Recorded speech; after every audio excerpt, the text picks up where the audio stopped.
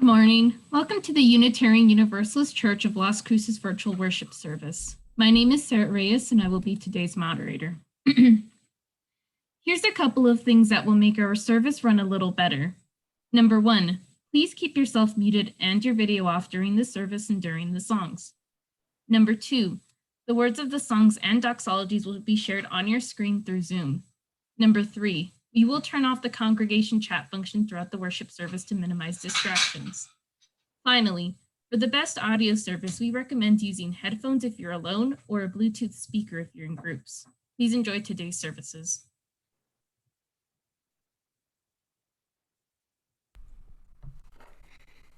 Good morning. It's good to be with you this morning.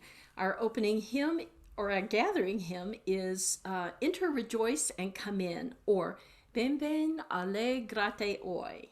Please join in singing with me in the Zoom way.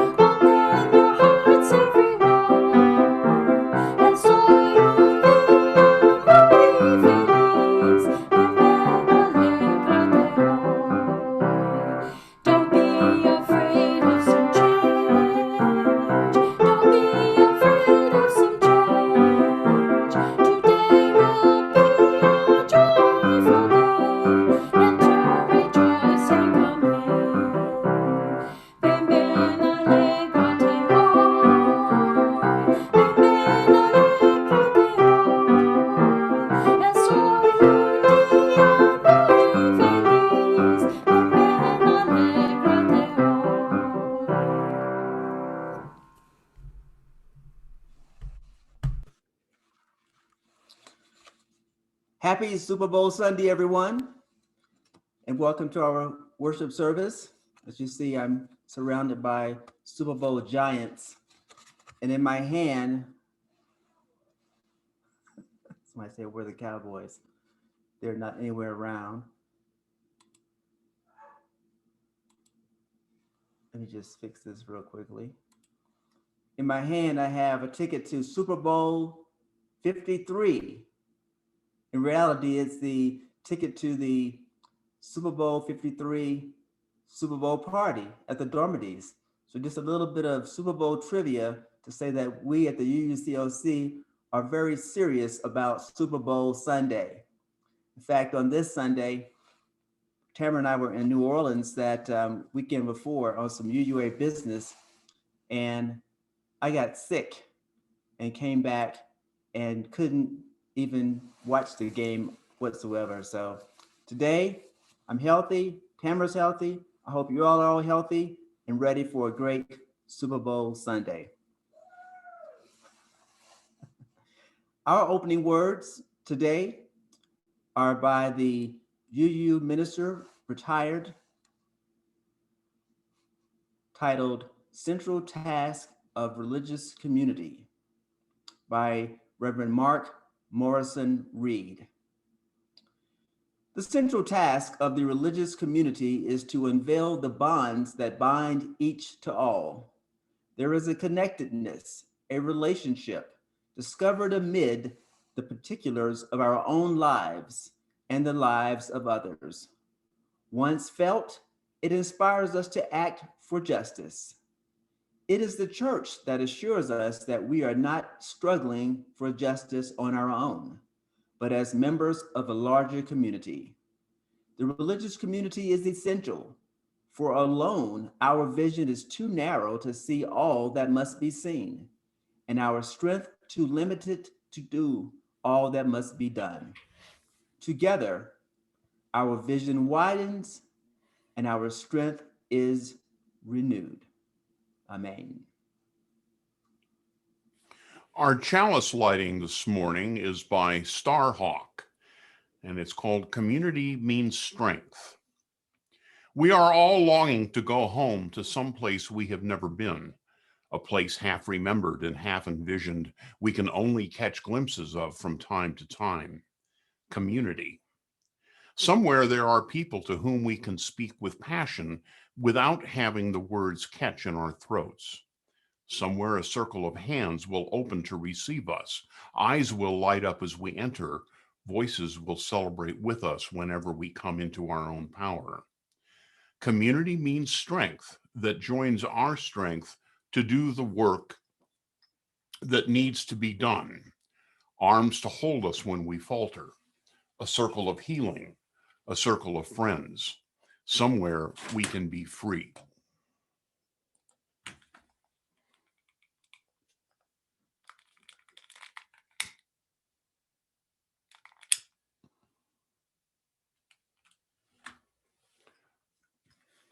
Join me now in reciting our covenant, our affirmation of covenant, and singing the doxology in English and Spanish. The words are printed in your electronic order of service and are also up on the screen now. Love is the doctrine of this church. The quest for truth is our sacrament, and service is our prayer. To dwell together in peace, to seek knowledge in freedom, to serve others in community, to the end that all souls shall grow into harmony with creation. Thus do we covenant with one another. From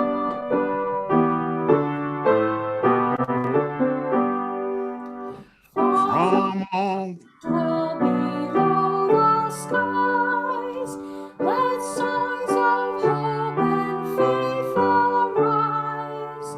Let peace, goodwill on earth be sung, through every land, by every tongue.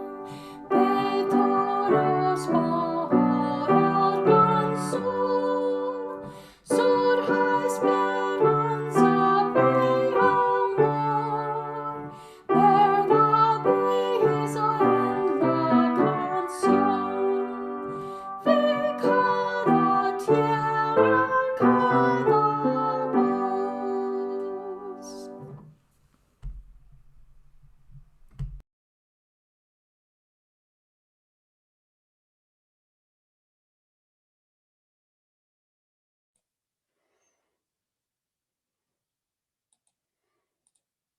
Good morning, and welcome to our continuing virtual worship services for the Unitarian Universalist Church of Las Cruces.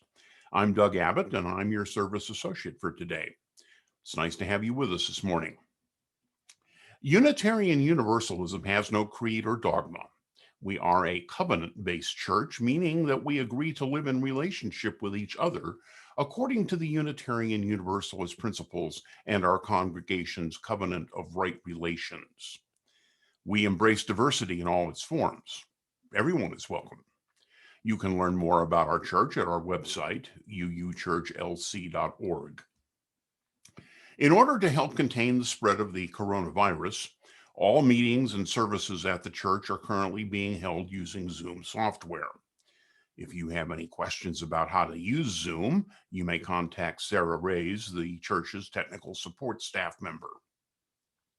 Directly following this service, there will be a 15-minute opportunity to fellowship with one another. Just stay linked into this site after the service ends, and you'll be placed in a breakout room. Please be aware that religious education begins at 11:30 and is held in its own chat room. And that brings me to the one announcement for this morning from Kelly Ingram. The religious education program would like to announce that while RE classes will continue to be held at 11:30 a.m. following the service, they will now be using a new separate Zoom link. For anyone who would like to join, the link can be found in the Week at a Glance or Sunday service email.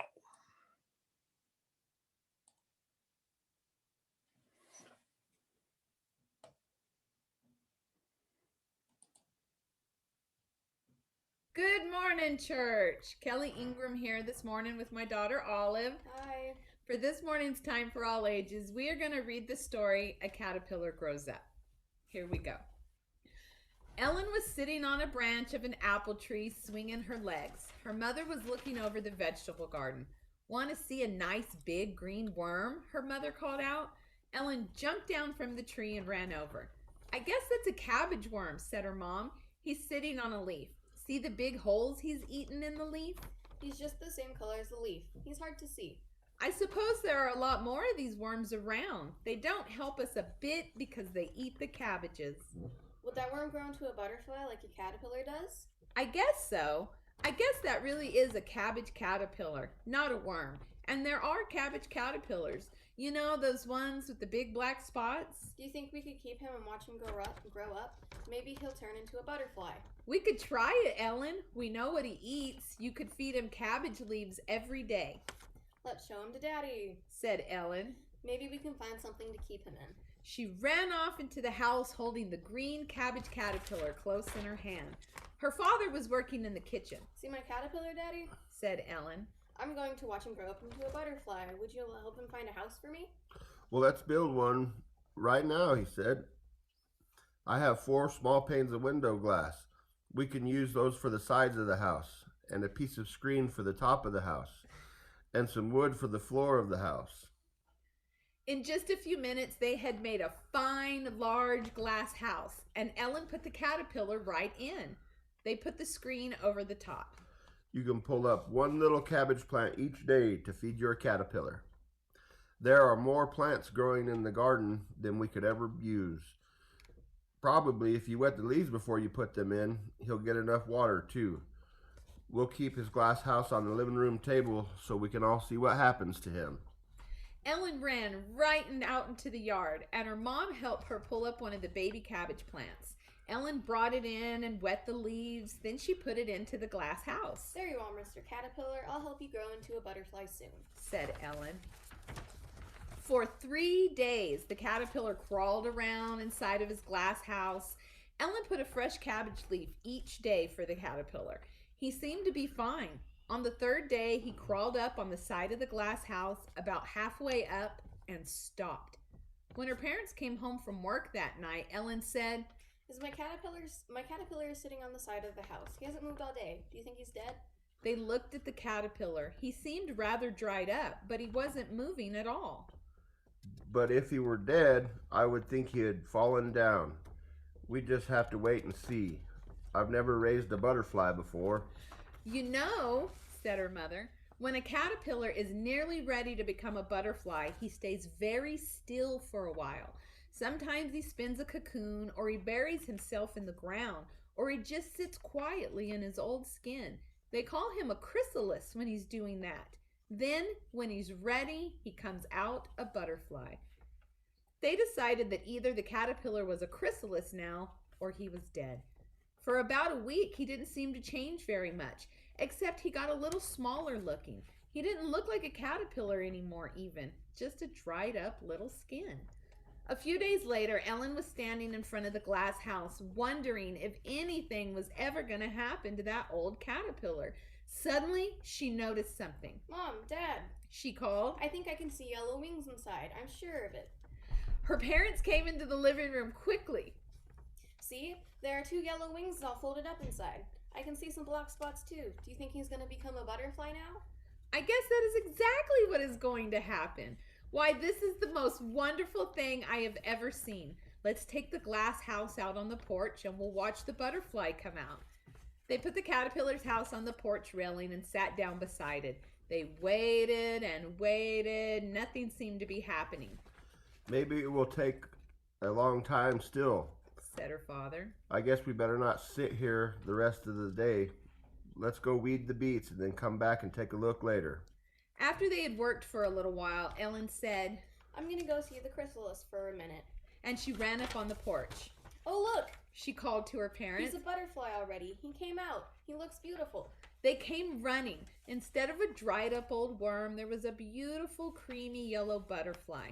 His wings looked soft as silk. They were much, much bigger than the little wings that Ellen had seen folded up. Now the butterfly was flapping them back and forth, back and forth. Oh, I'm so sorry we missed seeing him come out of the chrysalis, said her dad. I shouldn't have been in such a hurry. But isn't he a beauty?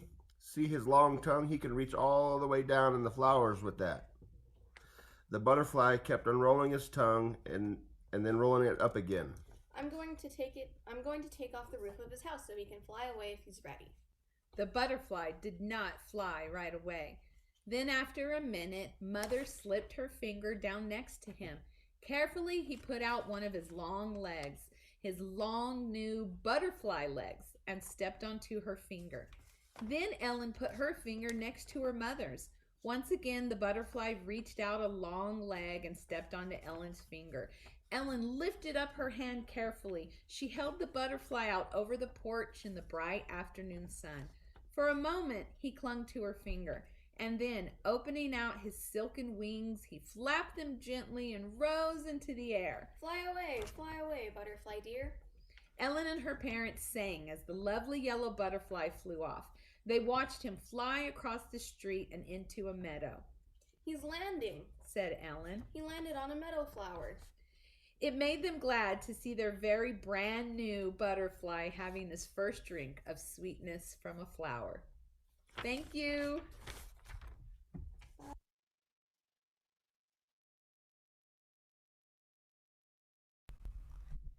That was a wonderful story. Makes me happy to sing Gracias por el amor. Please join me in singing.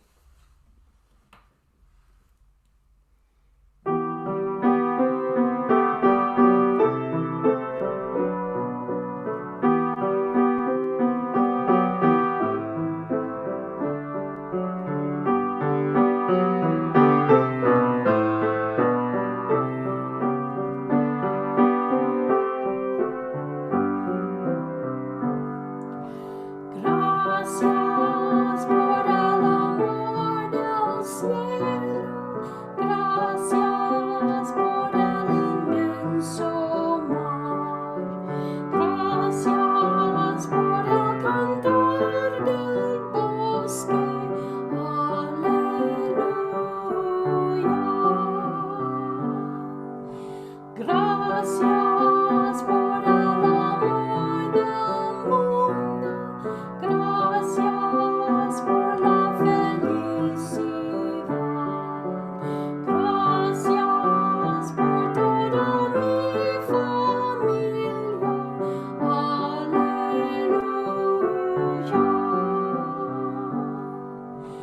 Gracias por toda la hermosura, gracias por nuestra juventud, gracias por la amistad de todos, aleluya.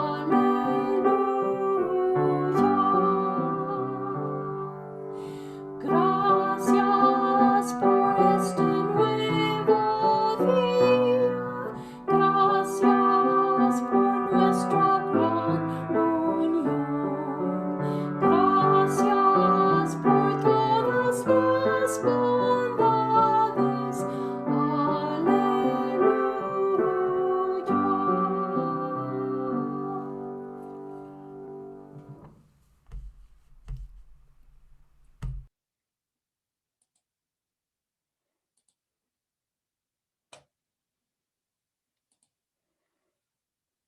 One of the ways we support one another in community is through the sharing of joys and sorrows. Especially in this time of social distancing, it is crucial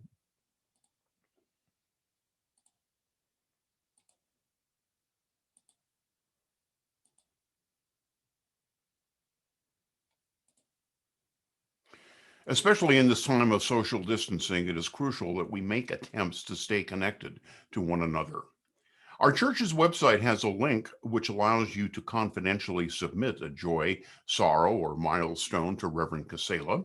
You can specify if you like your submission shared with the caring team and or the congregation, or if you prefer that it remain confidential.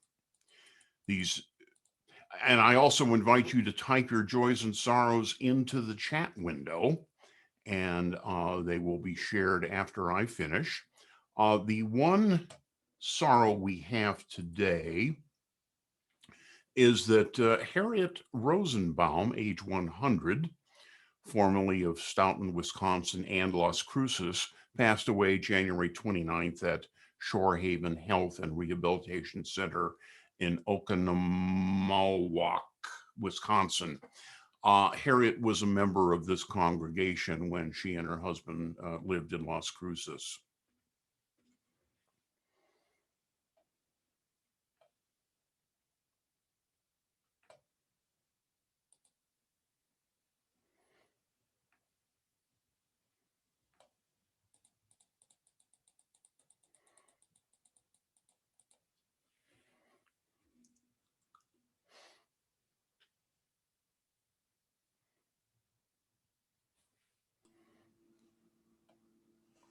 I'm gonna give Sarah a minute to see if she's received any Yeah. typed in.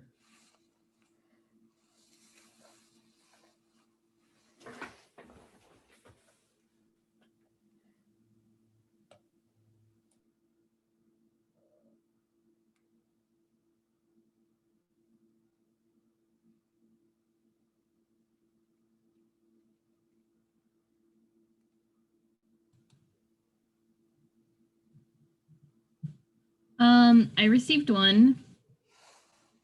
Okay. I believe tomorrow Virginia and VJ Balia will celebrate birthdays. Oh, and Tammy Sure says start a new position with the Las Cruces Public Schools, I believe.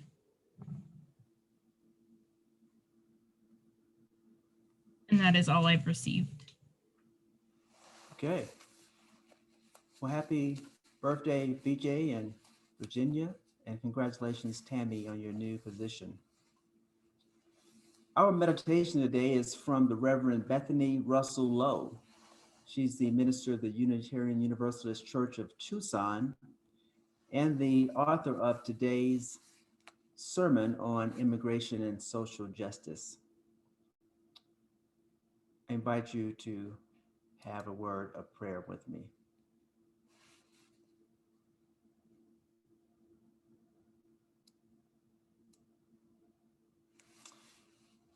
This is my prayer about the world, as I believe it should be in Southern Arizona, and I would add Southern New Mexico and everywhere.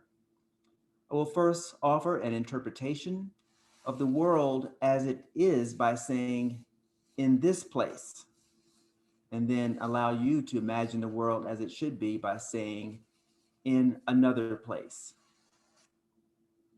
In this place, migrants traverse miles of mountainous, desolate deserts. In another place, safe welcome for all in all places. In this place, walls, fences, and drones divide. And in another place, no borders, only open horizons. In this place, offerings of water, food, medical supplies, clothing. In another place, all what we have, all have what they need. In this place, migrants are chased down, scattered, and abandoned. In another place, no human being is a target. In this place, human lives lost daily to dehydration, starvation, and overexposure.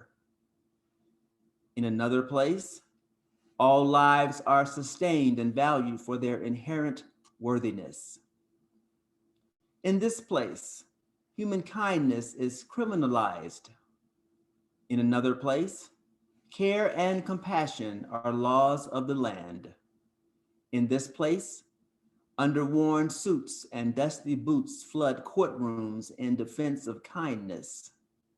In another place, justice, the full restoration of relationship, dwells within and among all beings. In this place, our hearts are broken open by the pain of our world. In another place, our hearts beat in unison, their strength multiplied. In this place, we know another world is possible, and we know there is no other place but here. So another place is possible right here in this place. Amen. Ashe. And let it be so.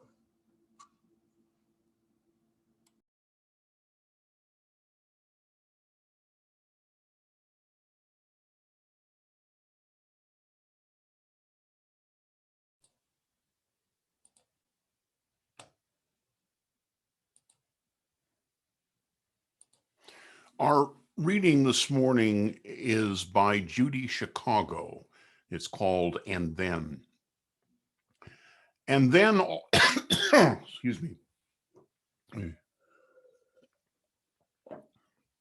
And then all that has divided us will merge. And then compassion will be wedded to power. And then softness will come to a world that is harsh and unkind. And then both men and women will be gentle. And then both women and men will be strong. And then no person will be subject to another's will. And then all will be rich and free and varied. And then the greed of some will give way to the needs of many. And then all will share, especially equally, in the earth's abundance. And then all will care for the sick and the weak and the old. And then all will nourish the young. And then all will cherish life's creatures. And then all will live in harmony with each other and the earth. And then everywhere will be called Eden once again. Cuando el pobre, cuando alguno sufre y logra su consuelo, cuando espera y no se cansa de esperar, cuando amamos, aunque el odio nos rodee, va Dios mismo en nuestro mismo caminar. Va Dios mismo en nuestro mismo caminar. When compassion gives the suffering consolation, when expecting brings to birth hope that was lost, when we choose love, not the hatred all around us, we see God here by our side, walking our way. We see God here by our side, walking our way. Cuando abunda el bien y llena los hogares, cuando alguien donde hay guerra pone paz, cuando hermano le llamamos al extraño, va Dios mismo en nuestro mismo caminar. Va Dios mismo en nuestro mismo caminar. When the goodness poured from heaven fills our dwellings, when the nations work to change war into peace, when the stranger is accepted as our neighbor, We seek God here by our side, walking our way. We seek God here by our side, walking our way.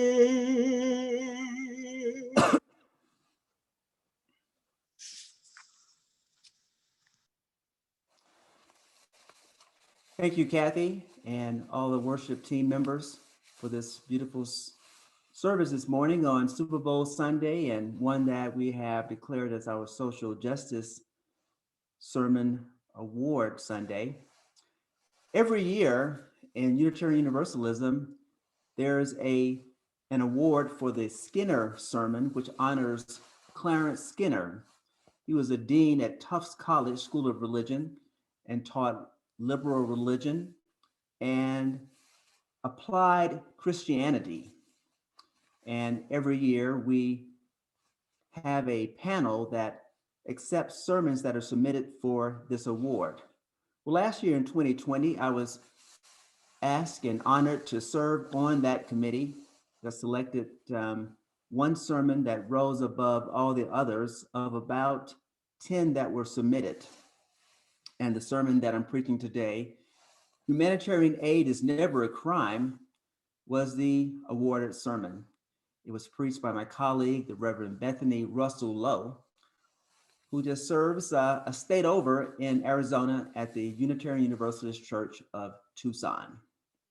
So I want to just share with you this beautiful sermon. When I read it and scored it, I said, I definitely need to preach this sermon here in Las Cruces. And lo and behold, other panelists were also enamored and impressed with this sermon. Before I start, I just want to say something a little funny. I enjoyed that time for all ages, but I need to stand up for, I guess, the voice of Caterpillar fathers who didn't get a credit on the order of service, nor did the Buddha in the past times for all ages. So I'm going to have a conversation with our DRE and the RE committee to make sure that our father figures are being recognized in the time for all ages. Well, humanitarian aid is never a crime. A courtroom in Arizona was filled to the brim for 2 weeks, 2 Junes ago, and then again that November. It was filled with humanitarian aid workers, desert dwellers, clergy, press, and law students. Dr. Scott Warren, a humanitarian aid volunteer and teacher of geography, was on trial for providing and holding space for life-saving humanitarian aid in the Sonoran Desert. When I say life-saving, I mean that literally. Over 2,500 human remains have been found in the Sonoran Desert since 2000. Thousands more have not been discovered. No More Deaths, which is associated with the Unitarian Universalist Congregation of Tucson, alongside other humanitarian aid groups, provides life-saving humanitarian aid in the desert.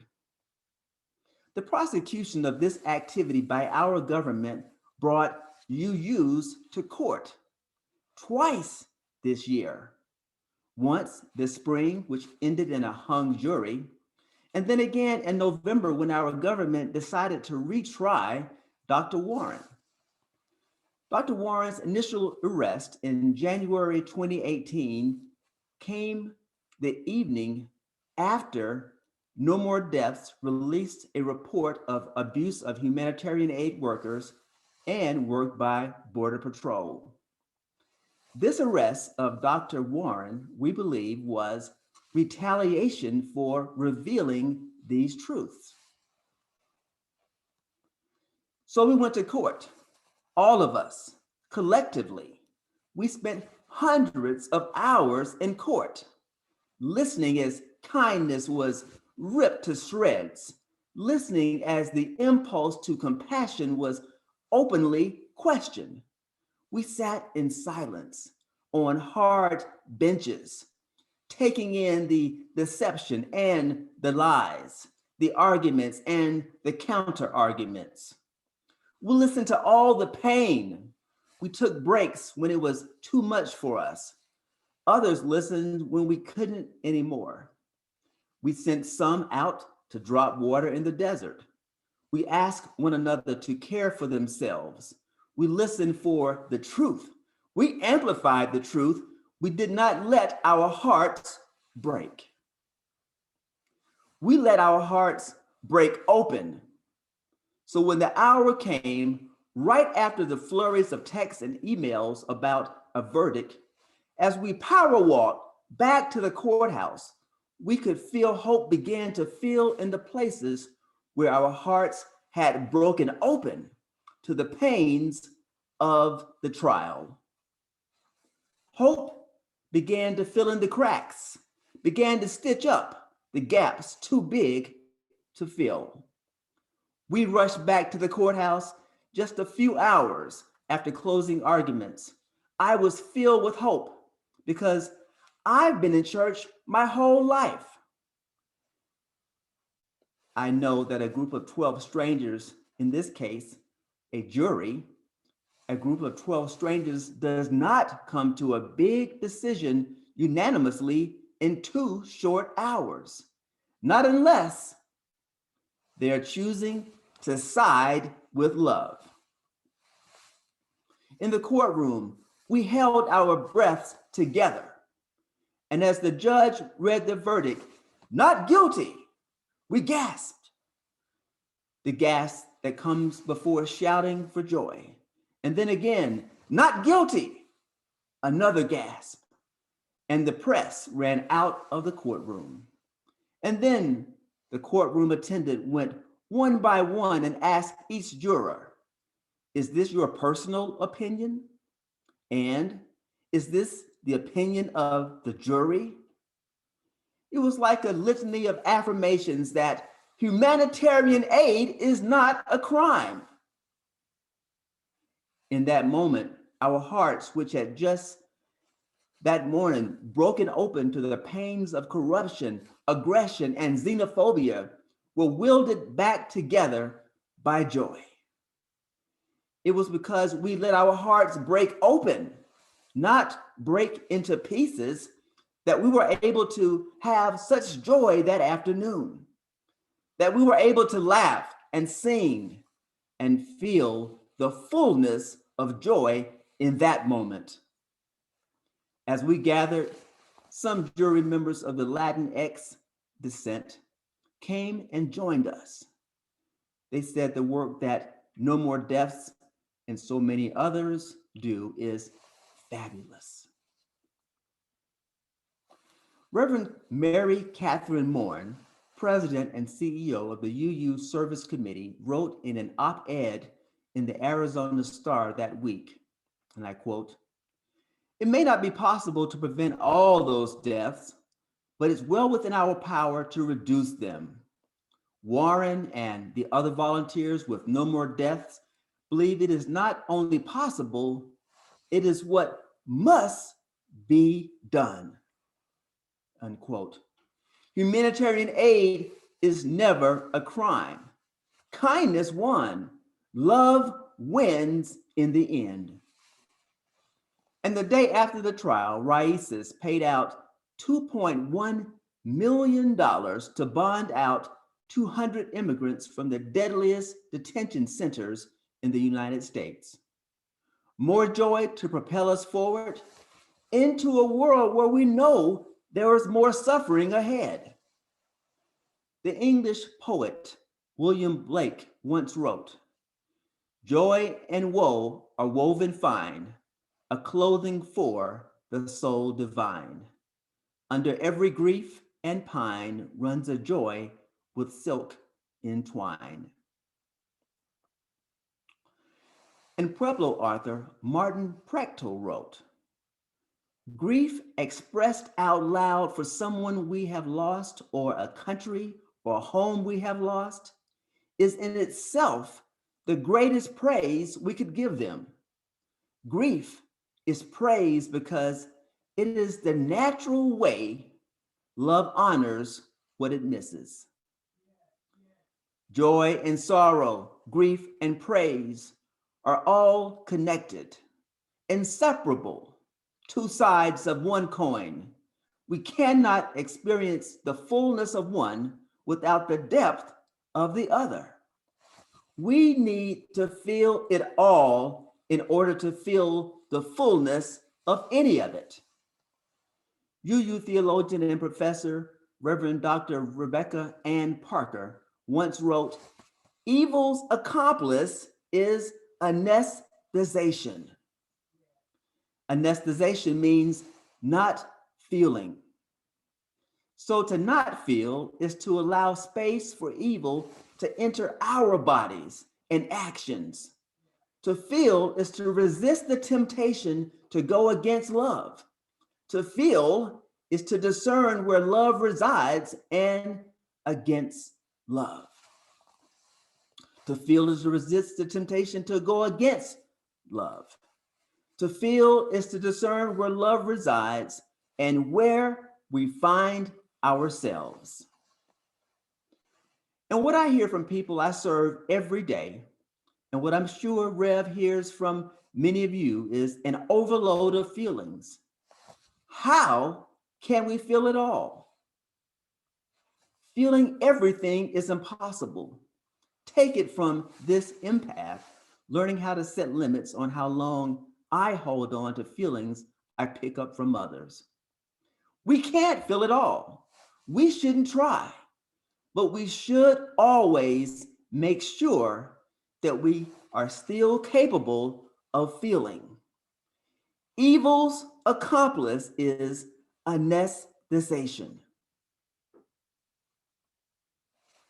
In order to feel so much pain and to still be able to feel the joys, we must learn to let our hearts break open without breaking to pieces.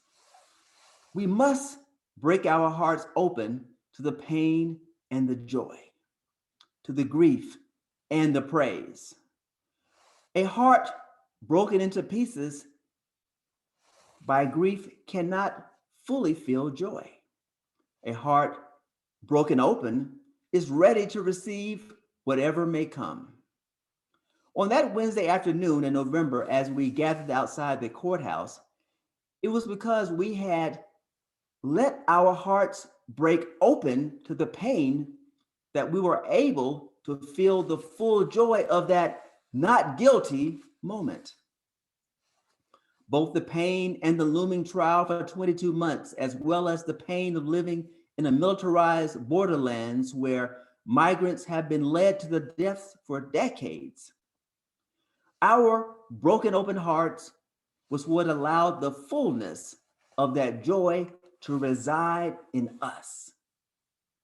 It is what carried that joy into the next day, and the next week, and the next month, and the next year. It was feeling the fullness of that moment that allowed us to imagine where we go with all this joy. Back to the desert, back to the long hikes with heavy gallons of water, back to the side of love, wherever love is. Because just that day, it was announced that the Tucson sector would begin implementing a Remain in Mexico program intended to discourage and disempower people seeking asylum. We must let our hearts break open to all this pain. Break open, not apart. Those of us who were listening heard another important announcement that November afternoon in the courtroom. Judge Rainer Collins ruled that it was Dr. Scott Warren's sincerely held religious beliefs which compelled him to leave water in the desert, something our government felt falls into the category of abandoned property. The judge ruled that while Dr. Warren admitted to this action, his action was permissible under the Religious Freedom Restoration Act, or RFRA. RFRA is the same law which allows some bakers not to make wedding cakes for same gender loving couples. RFRA is usually upheld to keep a person's freedom to discriminate or not do something. In this case, RFRA was upheld to allow a person to show more dignity than our government and laws enable. In this case, liberal religious values which promote the dignity of all people were upheld. This was the first time in many years that an RFRA claim was upheld by a federal judge. What is incredibly distinctive for me is that Dr. Warren is not affiliated with a formal religious institution, not even Unitarian Universalism. Dr. Warren has held deeply held values which guide his work, and Judge Collins ruled in his favor of the RFRA claim because, as he said in his judgment, I take him at his word. We have an opportunity now to reflect on what our own values call us to do. What does our faith compel us to do? Whether or not we agreed with the Religious Freedom Restoration Act, what does this time we are living in call us as people of faith to do? What freedom do we have to create the world we dream about? What does our faith compel us to do in this moment? When this trial was going on in Arizona, I urged friends and family around the country to consider the implications of a guilty verdict in Arizona. Because Dr. Warren was on trial for what our government calls harboring, which was actually showing two immigrants a place to sleep, food, water, and basic medical care, our government was attempting to criminalize kindness. If that guilty verdict came down, could you offer your neighbor a glass of water? Or would that be harboring? Could you let your child's friend sleep over? Or would you need to ask for their papers first? Or risk being prosecuted for harboring? Where is the line when it comes to showing kindness to other humans? Judy Chicago's "and then" does not flow from a static idea of support, but from an active alignment of our values and actions. We, as religious people, have an opportunity to imagine in this very moment the future we want to create. We do not yet know what was made possible in that courtroom that November. We have yet to fully realize how our faith will compel us to transform our world. I take him at his word, Judge Rainer Collins said in this week. What would you do with your sincerely held religious beliefs if there were a future promised of a judge taking you at your word? What future becomes more possible when you align your actions with your faith? What is the world you dream about, and how can you continue to build it now? Wherever you go, friends, go with your hearts broken open. Feel the pain and the grief of these times so that when the time comes for celebration and joy, you are ready to receive those feelings too. A broken heart needs medical attention. A heart broken open is within the bounds of community to heal. Figure out where love needs you to be. Take your beliefs there and act for more justice. I will take you at your word, and I will ask that your sincerely held religious beliefs take you further than they have before. Amen, Ashe, and may it be so.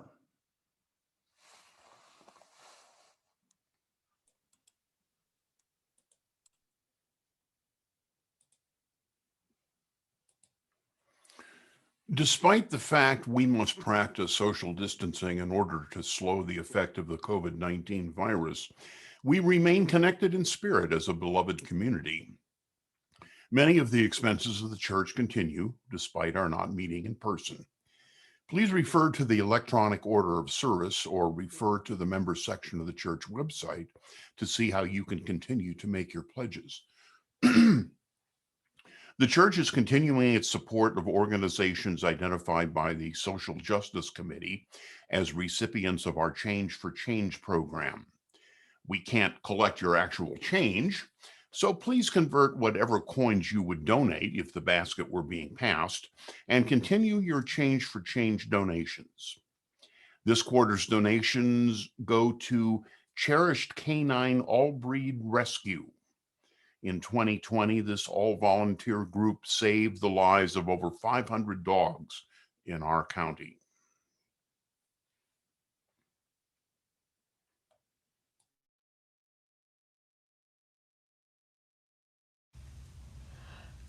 Come, thou fount of every blessing, tune our hearts to sing thy grace. Streams of mercy never ceasing, call for songs of loudest praise. While the hope of life's perfection fills our hearts with joy and love, teach us ever to be faithful. May we still thy goodness prove.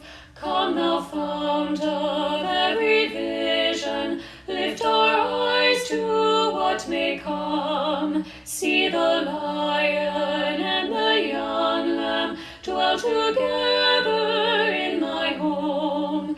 Hear the cries of war fall silent, feel our love glow like the sun. When we all serve one another, then our heaven is begun.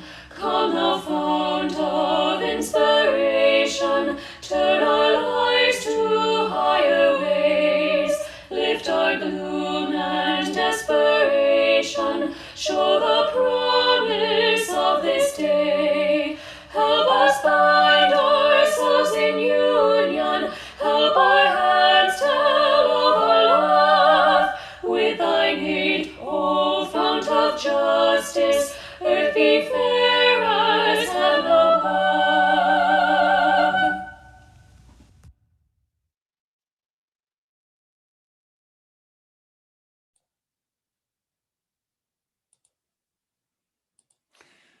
If you are If you are joining this worship service with us online, are looking for a spiritual home, and are sympathetic with Unitarian Universalist values and principles, the Unitarian Universalist Church of Las Cruces may be the place for you. We believe that when you become a member, you are entering into a warm and deep relationship with the church and all of our members and friends. You are becoming a part of something much bigger than any of us. You are becoming a part of a movement to change our community and our world. The way you join this church is to sign the virtual membership book through the link in the electronic order of service. Or you can call the church, leave a message, and a member of the membership committee will contact you.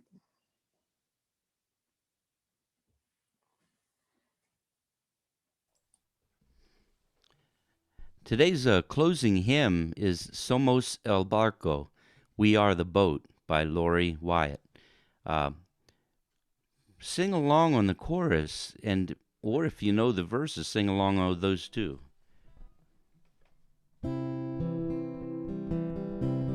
Somos el barco, somos el mar, yo navego en ti, tú navegas en mí. We are the boat, we are the sea, I sail in you, you sail in me. The stream sings it to the river sings it to the sea sings it to the boat that carries you and me. Somos el barco, somos el mar. Yo navego en ti, tú navegas en mí. We are the boat, we are the sea. I sail in you, you sail in me. The boat we are sailing in was built by many hands, and the sea we are sailing on touches many lands. Somos el barco, somos el mar. Yo navego en ti, tú navegas en mí. We are the boat, we are the sea. I sail in you, you sail in me. So with our hopes we raise the sails to face the winds once more, and with our hearts we chart the waters never sailed before. Somos el barco, somos el mar. Yo navego en ti, tú navegas en mí. We are the boat, we are the sea. I sail in you, you sail in me.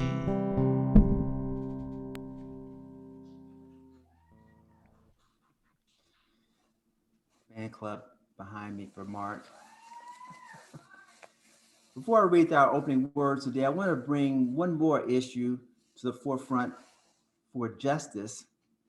And it's become pretty well known now that the distribution of the coronavirus vaccine has been highly inequitable. In fact, aside from myself, I haven't had a single African American person tell me that they received the virus. And the CDC and other agencies are reporting that people of color are receiving the virus in a lower proportion than the makeup of the US population. And even beyond the US, there are many countries, such as the countries in the continent of Africa and in Asia, who have yet to receive a single dose or to give a single shot. So as we prepare to receive the virus, or the vaccine that is, for those who are still waiting, let us be mindful of the need to stand for justice and medical care, especially with regard to how the coronavirus vaccine is distributed, and realize that when one is neglected, we're all neglected on some fronts. Our closing words are from the Reverend Jonalou Johnstone, who writes, "We shall overcome when we can truly celebrate the diversity of contributions and talents offered by all people. We shall overcome hatred and prejudice and oppression. When we can truly extend our hands to one another in loving acceptance, we shall overcome the past that haunts us now. Living in peace and freedom, we shall overcome the wrongs that have happened and the debts left unpaid. Let us join together in that commitment to overcome. Let us say together, Amen."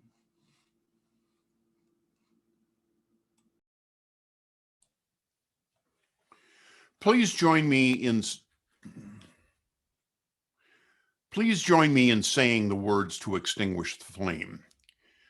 We extinguish this flame, but not the light of truth, the warmth of community, or the fire of commitment.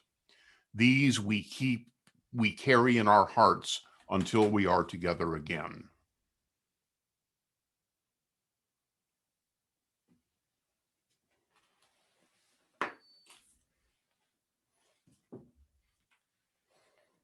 Hey, you guys, Leah here. So I must be among millions, if not billions of people who tuned in to the inauguration yesterday on January 20th, 2021. And I was inspired by every moment of it, but especially wrapped and lifted, exalted, just completely fixated and moved by Amanda Gorman's poem, her presence, her beauty, her artistry. And so this song was born.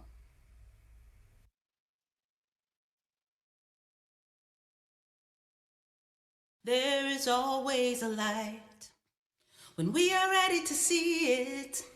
There is always a light when we are ready to be it. To see the light, to be the light, to raise our eyes in the dark of night, to climb this hill, together we will. There is always a light in the dark. We are ready to see it. There is always a light in the dark. We are ready to be it. To see the light, to be the light, to raise our eyes in the dark of night and be a gift. Together we will. There is always a light.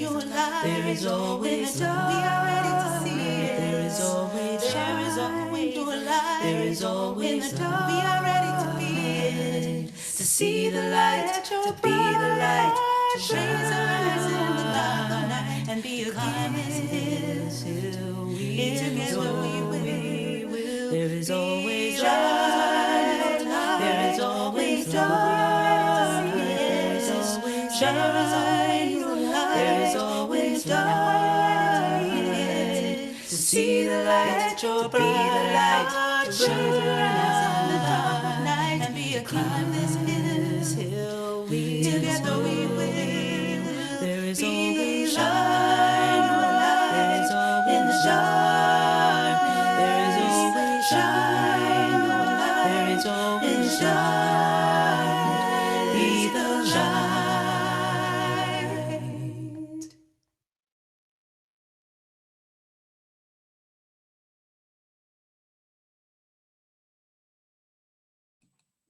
All right, thank you, everyone. If you will just give me 1 second.